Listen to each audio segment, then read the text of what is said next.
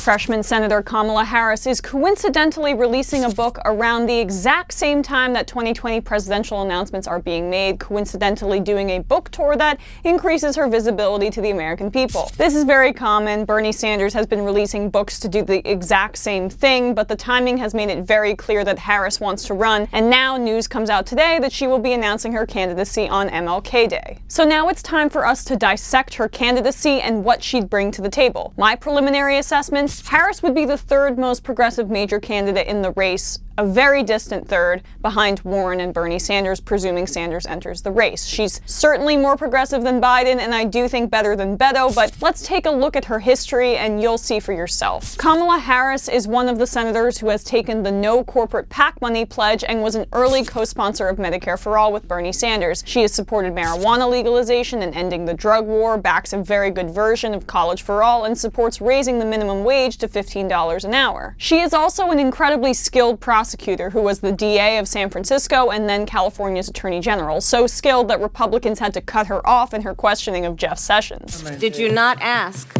your staff to show you the policy that would be the basis for you refusing to answer the majority of questions that have been asked of you? Chairman, a witness should be allowed to answer the question.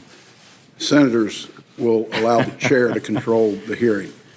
However, her record in California has come into question. It's spotty, rife with inconsistencies, and there are a lot of decisions that seem shady at best. As San Francisco's district attorney, she steadfastly refused to seek the death penalty against a man accused of killing a police officer, but later, as California's attorney general, she defended the state's right to use capital punishment. In 2012, she helped win a massive $25 billion settlement with Wells Fargo and other financial institutions for foreclosure abuses, but a year later, she declined to prosecute Steven Mnuchin's One West Bank for foreclosure violations. And what's worse, Trump's now Treasury Secretary Mnuchin gave her campaign cash after she made that decision. There are many instances that her record in California has been excellent. She changed a culture of ineffective, tough-on-crime prosecutions in communities like Oakland when the crack epidemic was running rampant. So with her record, it's back and forth, but then you read headlines like this: Harris is consulting with Wall Street executives ahead of her 2020 launch, along with Booker and Gillibrand. Yeah, that's terrible. I think it's fair to compare Harris and Obama when he ran for president.